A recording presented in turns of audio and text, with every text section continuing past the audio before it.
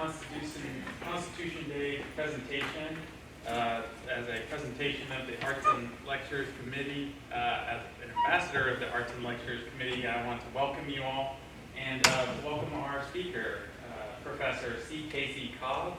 He's been here with the college since 2006 and in 2012 was awarded the honor of the Sarah Ellen Benro Award, which is the highest honor we can give to a professor here at the college. So we're really blessed to have Casey here to give us a good speech. He currently serves as an associate professor of history and is our director of international education at the college. His expertise is in military history and in generally the ideas. So I think this should be a really enlightening talk. So thank you, and please help me in welcoming our speaker, Casey. All right, we're going to start with really just background information on the situation for Rome and the United States. One thing to a couple of historical ideas, one that's gone out of fashion that I still believe in, is the impact of geography on history and on people and societies. It's less fashionable now to look at it that way, but I think it had a deep impact on Rome and the United States, especially where they're located. And but another idea that I don't like that has also gone out of fashion is you have to be very careful in saying that just because Rome and the United States both became republics, and just because they had similar situations at the beginning, that those situations caused republics. Does that make sense? Like that's a false way I think to understand it. But we did have some very similar situation at the beginning, particularly in the weakness of the apparent weakness of the two republics or societies. In fact, they were powerful and it couldn't be seen yet. So this is a great teaching technique if you're going to be teachers, some of you that are younger or that are students. It's Google Maps, which you can actually switch it to satellite mode, and you basically have, imagine historians throughout history, professors having something like this. It's the globe. It's the whole earth, but I can digitally go to whatever battlefield I want to, whatever section of the world that I want to. So let's start with Rome. The first thing that you have to do is back down your concept of scale. We're Americans, right? And when most people come here from Europe, unless they come from Russia on the edge of Europe, the size of our country shocks them, right? So the area around Rome, Etruria and Tuscany, which was the main area that they operated for several centuries, is not much bigger than East Tennessee, right? So you're not talking about a huge space. And when Rome first started, they were nothing. They were one among dozens of Latin communities. In this area, they were dominated by the Etruscans who lived up here. And they really were a set of small villages that over the course of quite a few hundred years grew into a city, right? And then became a minor city-state and came to power. One thing to always remember about Rome, they could never break the fact that they were always at war. In other words, even if the Romans, they were so often at war at the beginning, I'll show you why in a second, that for their whole history, they even built their political system around being at war every year, right? So you didn't want to be a neighbor of Rome because they would start to fear you. When they feared someone, they destroyed them, right? That was the Roman way.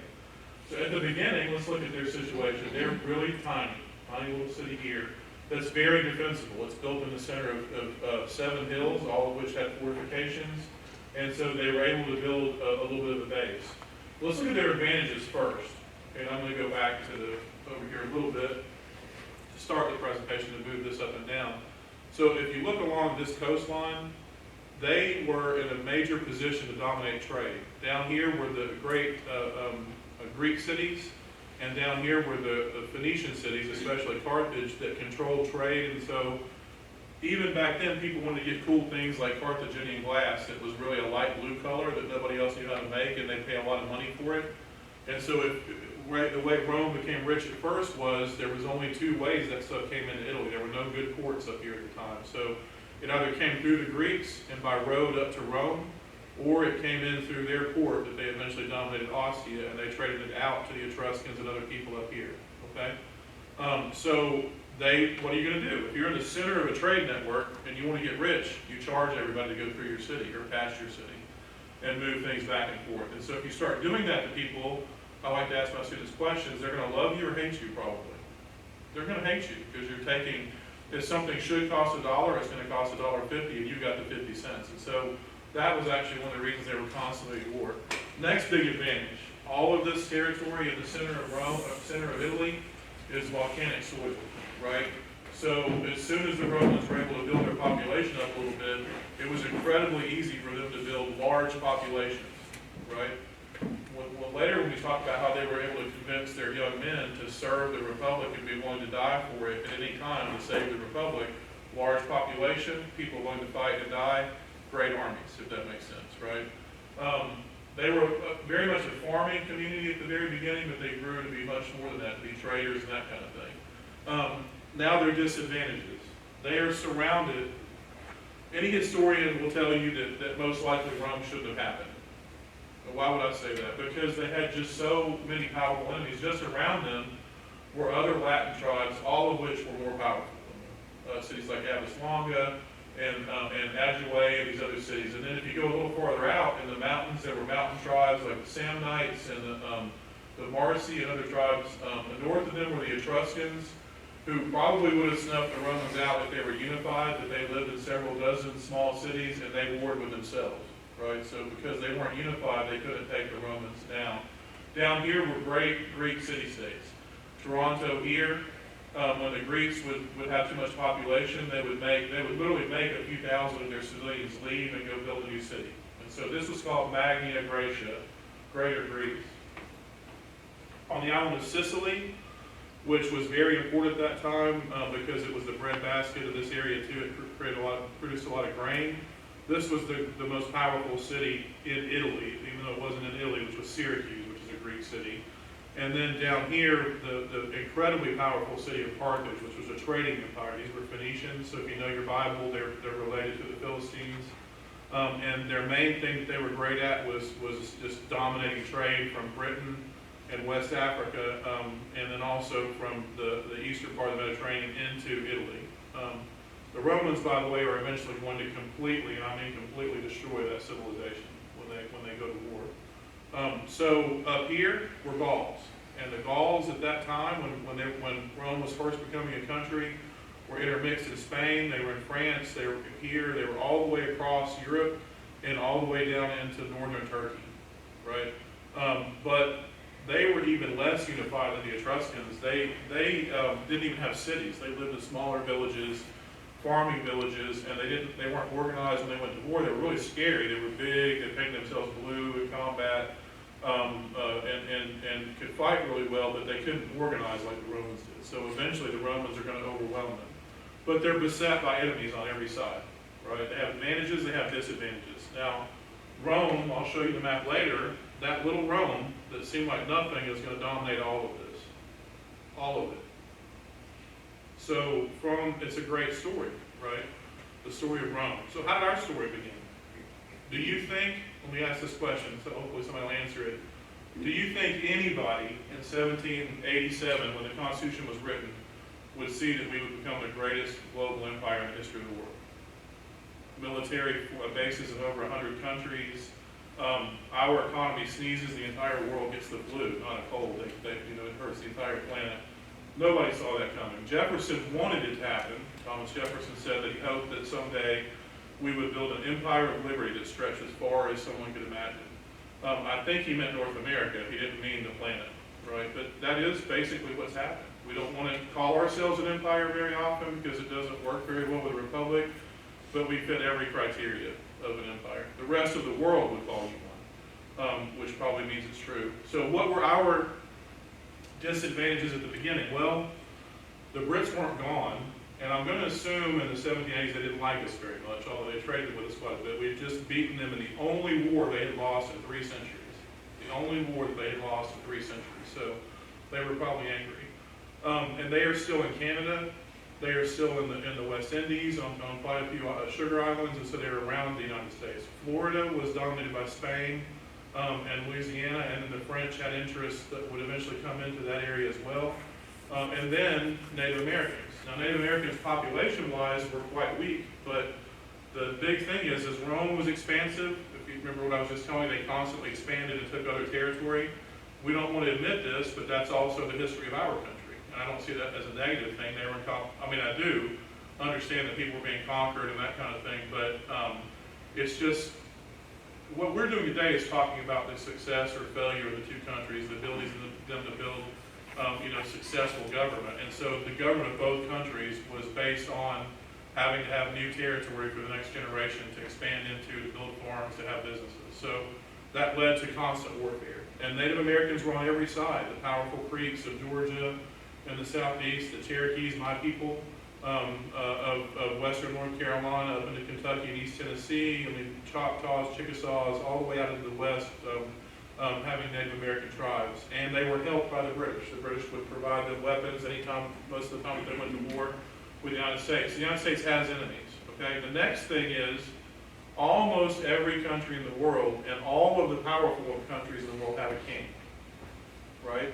So you're going to be this new thing with an elected government, an elected leader, and a democratic system and a limited republic. Again, do you think most of those kings were happy about it?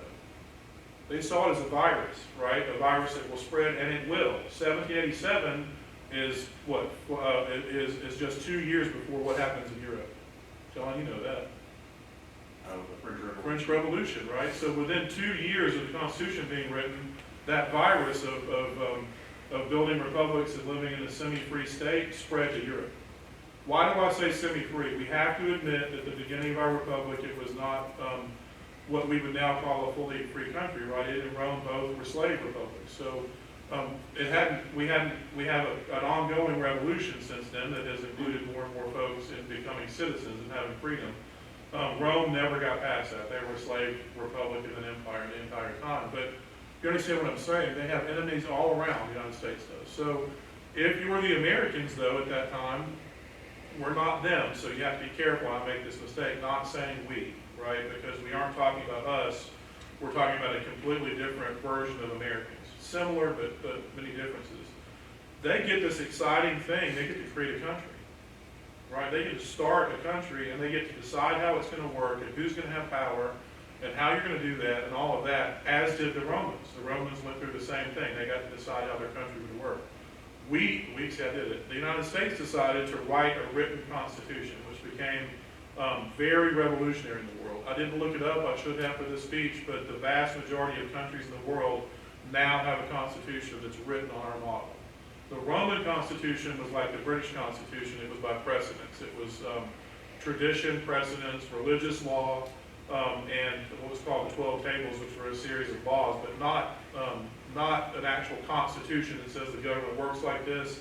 These are your rights and these are your duties of the government. Our ancestors did that. Okay. So we've established the two societies at the beginning of their birth, I guess. So that's the Colosseum in Rome. You have to think differently than how. This is one of the hardest things to do, and I think what makes some of us historians and political scientists, English professors, is when I look at history. When you read history and you read about the Battle of Gettysburg, 48,000 people died and 16,000 men charged the Union fortifications on the last day of the battle, and 6,000 of them never went home, and all this kind of stuff. You read numbers. I see the bodies everywhere. I see the attack. I see the horror of it back home, that kind of thing. It becomes, you understand what I'm saying? It's just an ability that just happens. I see the actual event, and I try to analyze why it happened. Why would Robert E. Lee send those guys up that hill when he should have known not to? That kind of thing. So what you have to see about your current civilization is we live in an incredibly exciting time of change and technological advances that nobody's ever seen in the history of the world. Right? My cell phone that I carry around is as powerful as a supercomputer was in the 70s.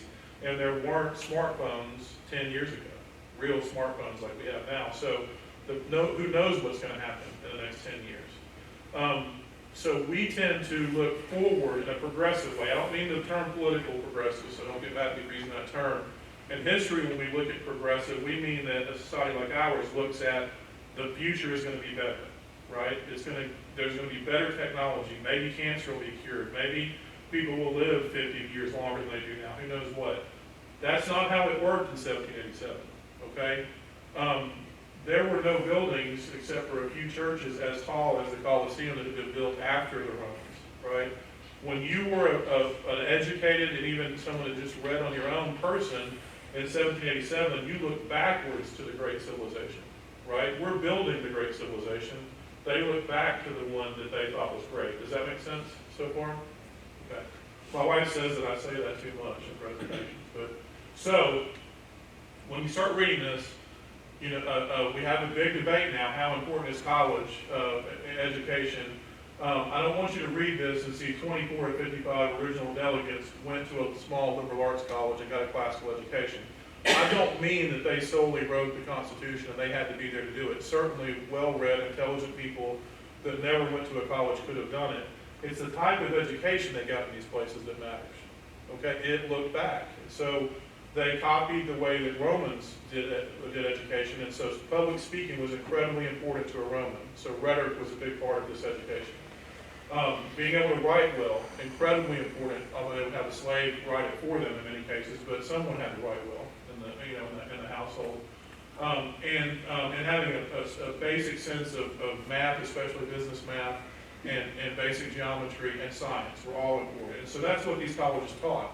And they taught you how great Greece and Rome were. Okay, they looked back to those civilizations as the great civilizations. And so let's look at a few of them.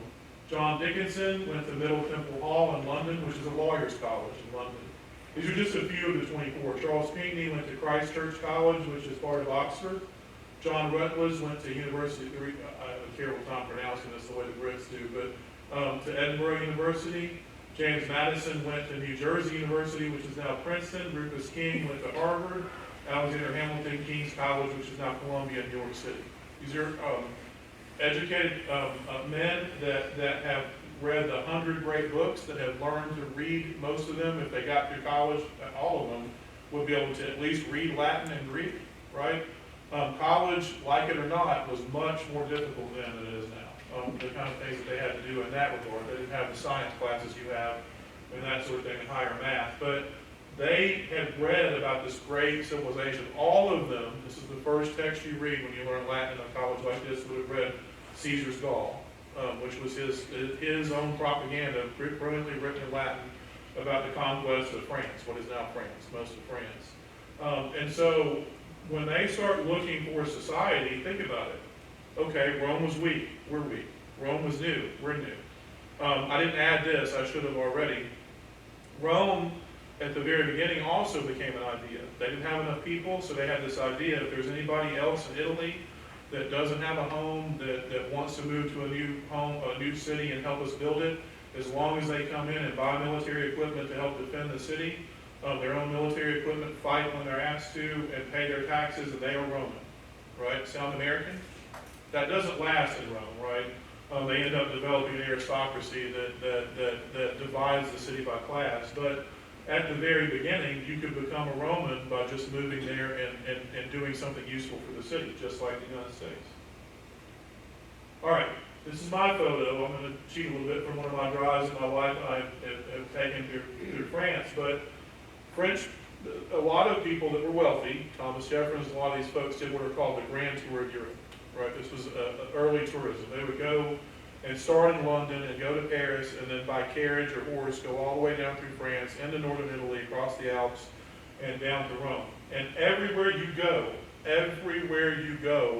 is Rome.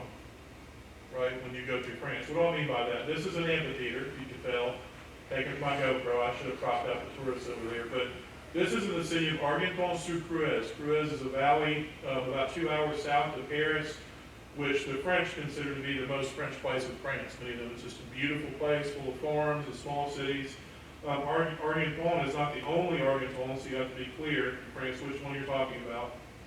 And right there is a forum. There are public baths that would still work if they did a little bit of repairs on them all these years later, and some other things that I'm going to show you. And this amphitheater right in the middle of town, right? Rome is everywhere. So if you already worship Rome, you go to Europe and you see Rome everywhere. Who's the great society you want to emulate, right? the ones that can't build this anymore or the ones that built it? That's a pretty easy answer. This is Jublin, a legionary fort. The legion was the main unit in the Roman army, and this was along a trade road that is between Normandy and the Loire Valley, which is another beautiful place. If you want to see castles, the most beautiful castles in the world are all in one little part of France. And this was in the Mayon area, which almost no Americans go to. Again, there's a temple complex. There's part of a city left, a beautiful museum. And this is a photo from when I took students there in 2010. That is part of the temple, and for the soldiers, and this is their fort. Everywhere, Rome is everywhere. All right, somebody raise your hand? Where's Rome in this picture? Show me Rome in this picture. Anybody? Do what? You would think, and that is a Roman copied, I think, from the Etruscans. Don't quote me on that. A way of keeping the force from a large structure, from destroying the structure. You can put another one on top of it, another one on top of it. You can build aqueducts that way, and you can build bridges that way, walkways. This is actually a viaduct for railroads that was built by the French in the 1800s that is now a walking trail. And at that time, when my wife and I went about 7 years ago, I've kind of slowed down, as you can tell, but we hiked all the time back then. So we went on a hike, right? And when you get up here, you can see the Creuse Valley in every direction, like 10 churches and castles in every direction. That's not it. I parked down here, and I didn't notice that's a Roman road. I didn't notice it. I parked on it. I got up on top, and my poor wife, on these vacations, she gets to do her stuff too, but I drag her every historical site possible. I looked down and just started running to the stairs. She's like, "What are you doing? Something wrong?" I said, "That's a Roman road down there." So I took a video of it and that kind of thing. You can see the cobbles, you can see the gravel that was under it, and it's not in use anymore, but it still exists. So Rome is everywhere in Europe, and I mean everywhere.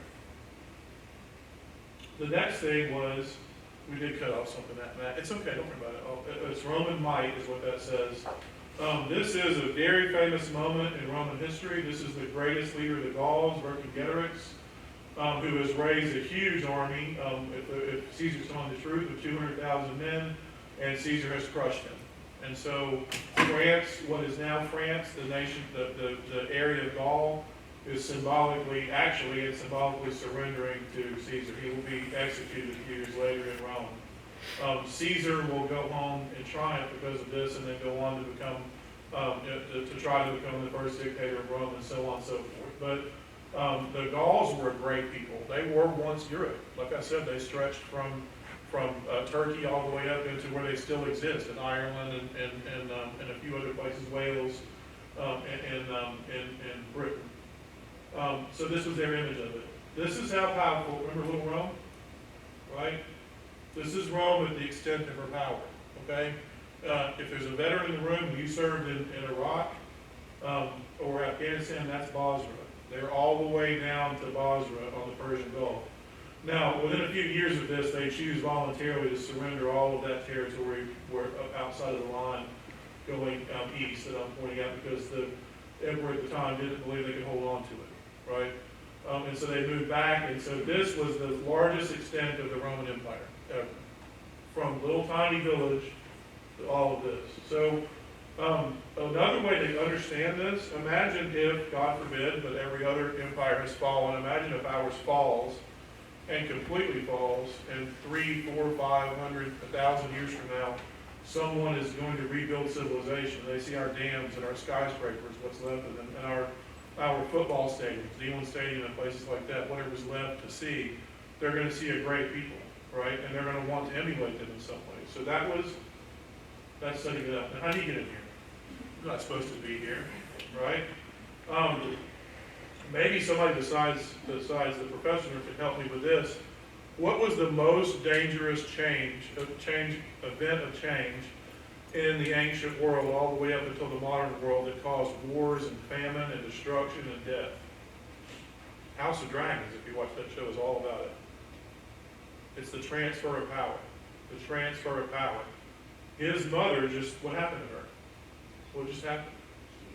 She passed away after the longest reign on the throne of England ever. And so if she had not had an heir, and it were the old world where she didn't live in a country that actually she doesn't really rule anymore, or he doesn't now, then there would have been a war, most likely, maybe. If you were able to, like for example, the obsession in almost every kingdom, because almost all monarchies would not allow a woman to take the throne, that's not true of every one, including England, you had to have a male heir. So when a king would marry and start trying to have children, until he had one, the whole civilization, the whole country was scared they would never have an heir.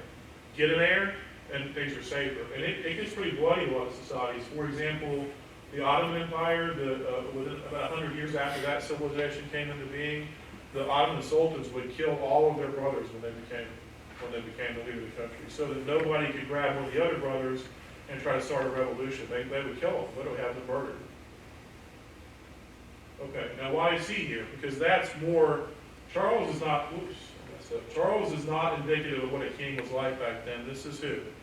John, you help me with this. Who's this guy? I should have put somebody on the spot. Louis? Let's see, the 14th. 14th, the Sun King, right? So he said, "Le estate, c'est moi." I am France, basically. The country is me. I'll do what I want to do. So that was never true. You still have to negotiate with other power brokers in the country, but most kings had complete control of the country. And so the first idea of Americans was to be a kingdom. Who had earned it? George Washington. Let's offer him to be the king. And there were a number of people, quite a bit of support for that, because they had always lived under a king. Why wouldn't we have a new king? He's a decent man. He helped to win the war and was perceived as having won it and being the father of the country. Automatically he should be. He said no, unfortunately. All right. At the time that the United States came into being, when they decided to become a republic, this is all of the republics that existed in the whole world. That's how radical what they were doing. And John and I talked about this before class. None of them, this had been a powerful country. This is a pretty powerful country because they have colonies. None of these are significant, though, at that point. Venice had once dominated much of the Mediterranean, and, by the way, came into power as Rome fell. Look how long Venice lasted as a republican empire, only to be destroyed by Napoleon because it wasn't republican enough for him. So Venice is a fading empire where people basically at that time do what they do now in Venice. They go on vacation, see how beautiful it is. Switzerland was a republic, but it was a mistake we came close to making. It was 13 separate cantons that actually were all separate little tiny republics that only helped each other when a war started. They even had separate languages, religious differences, that kind of thing. The Netherlands is a republic at that time. Corsica, I broke my rule for this presentation. I was only going to put countries up here that actually existed in 1787 when the Constitution was ratified, but Corsica is the home of, anybody know? Napoleon. And Napoleon will be the person that spreads republicanism across Europe with his conquest, and so I thought it was important to include that. Palava, I didn't know about this until I researched this speech. This is 4 small villages. Remember what a few small villages can do when you think about what Rome did? In the middle of Lithuania, where their lord started reading all this stuff, the writing in about going back to republics and that kind of thing, and turned his villages into a small republic with free education for boys and girls, with a militia that defended it, and voting rights for all males. All males had voting rights. Of course, it didn't last very long at that time. Someone crushed it. And this is in China, and I know virtually nothing about it, except this is kind of interesting. They destroyed it in 1884. I'm going to take it over as a trade colony. Constitutional monarchies. This is probably what you would think the United States would have done, because this was our mother country, right? So Great Britain at this point is developing into a republic, sort of a republic, with a king still that has certain powers and can veto parliament, but increasingly the kings and queens don't make major decisions, and the country is run by the government itself. And increasingly in Britain, without revolution, more and more people get the right to vote, right?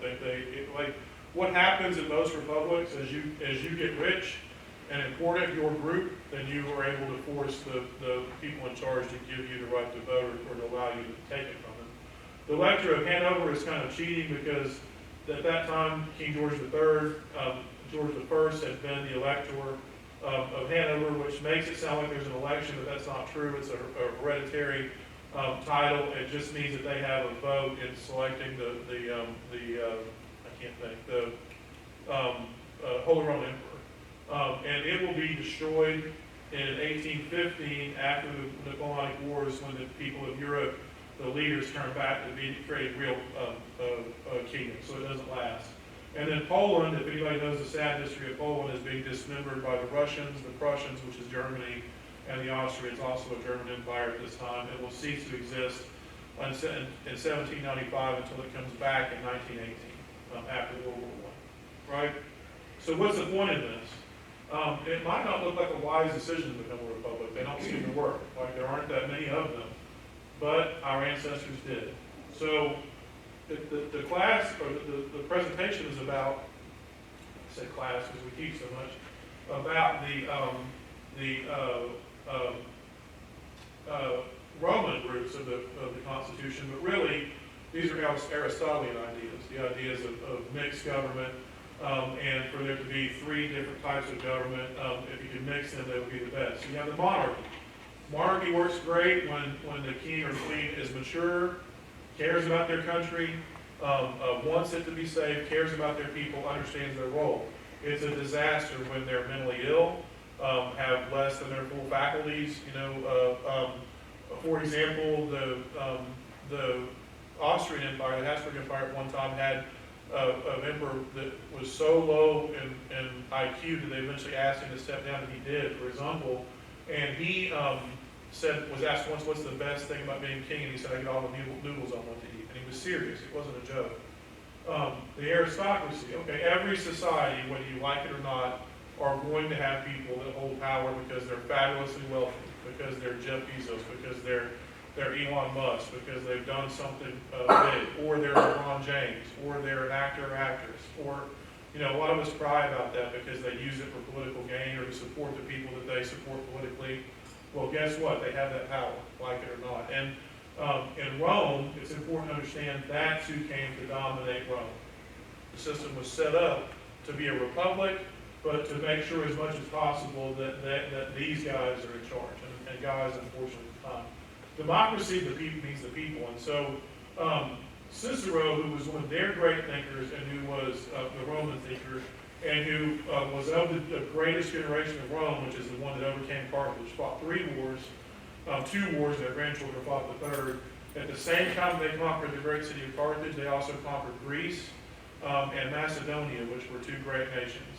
The Carthaginians invaded their country for 15 years, and the Romans managed, after battle, losing war after war, to keep coming back. And so what he's saying here, I consider the most effective constitution to be that which is a reasonably blended combination of the 3 forms. You want to get whoever your executive is, the king, whatever represents your king, to be effective and good and care about your people. You want the aristocracy to care about the country and support it because they hold most of the money and the power. And the people are going to do what? They're going to fight your wars, build your roads, build your cities, do all that kind of stuff. So they didn't think about separation of power the way we do. They thought about it as cooperative, right? And Cicero said the reason they overcame Carthage, which was really a more powerful civilization than them, is because of this. They could call on the unity of all of their people in a time of war because of how their system worked. I put Greek city-states because that's the first thing that the United States tried to do. The Articles of Confederation was your first constitution, and it failed, right? Because every colony was essentially a separate country. Some of us probably still want that, but think about that. I don't remember who they are, but 2 of the New England colonies almost went to war with each other, right? At least talked about it. So the only thing that we did then usually would be to fight a war. That would be it, or to deal with a foreign treaty or that kind of thing. So that's one of the reasons the Constitution was created. All right, I gotta speed up, I talk too much. Why is it titled Cincinnatus? So Cincinnatus is the Roman consular system. This is how their kings work. This is how their executive power worked. And think about this. They had peaceful transfer of power for 500 years, and they changed leaders every year. Every single year, they elected 2 new councils, men that had already served and paid for it themselves to be like the manager of the city's sewer system and that kind of thing, to be generals and all that, and finally become a council. And mostly what they did was fight, right? Their conception of their president, right, was still a general that led an army every year. Each one of them had a separate army, or they could be leading the same army. Think about how kind of disorganized this is. One day, council member one's in charge of the army. The next day, council member two is in charge of the army. And what you can imagine did happen. Sometimes they disagreed, and the strategy changed from day to day, right? They serve for just 1 year, cannot serve again for 10 years. And they observed this for 500 years until some wealthy, powerful men with their own armies began to believe that they were doing the right thing for Rome by trying to stay in power and serve more than one time. They could do what's called a dictator in an emergency. We're about to lose, and the Gauls are going to conquer us, burn our city down, kill all of us. And so that's where Cincinnatus comes in. The Romans loved myths about their history. And he's probably real, but probably exaggerated the things that he did, but he was a farmer. Romans loved the fact that they were farmers at the beginning. And the wealthy people, remember the aristocracy of Rome, come to him when a local city, the first time called Adua, is about to crush Rome. And they say, we're going to make you the dictator, the king of Rome, until this war is over. Are you willing to do that and give your sword up when it's over? Yes, I'm a servant of Rome. I'm a loyal servant of the Republic. He crushed the Aduans in 28 days. Wars usually took years at that time. And then when the war was over, did he become king or give his sword back? He gave his sword back, right? So that is what every Roman man is supposed to be from that point on, Cincinnatus, right? He did this twice. He was asked to be dictator 2 different times, and he served as consul once. Now, he's not perfect. He tried to illegally become consul and rig an election too, so he's a human being. But for the Romans, the best of the Romans. Who's that? It's George Washington. Now, you don't think Rome influenced you? This is him surrendering his sword at the end of the war. David, what kind of sword is that, Professor Atkins? Small sword. That's made by what nation? That's a gladius. That's a Roman gladius. He's giving up his sword. And what is this? That's a toga. That's the togate. So he's wearing the togate, which means that means he's a patrician Roman, right, in this image. And that's even a version of the Roman salute. So they're harkening back to him. He believed very much in the peaceful transfer of power. When asked to be a king, he said, no, I'll not be a royal brute, basically. We need to elect presidents. He believed that a president should only serve 4-year terms, which becomes part of the Constitution. And by precedent,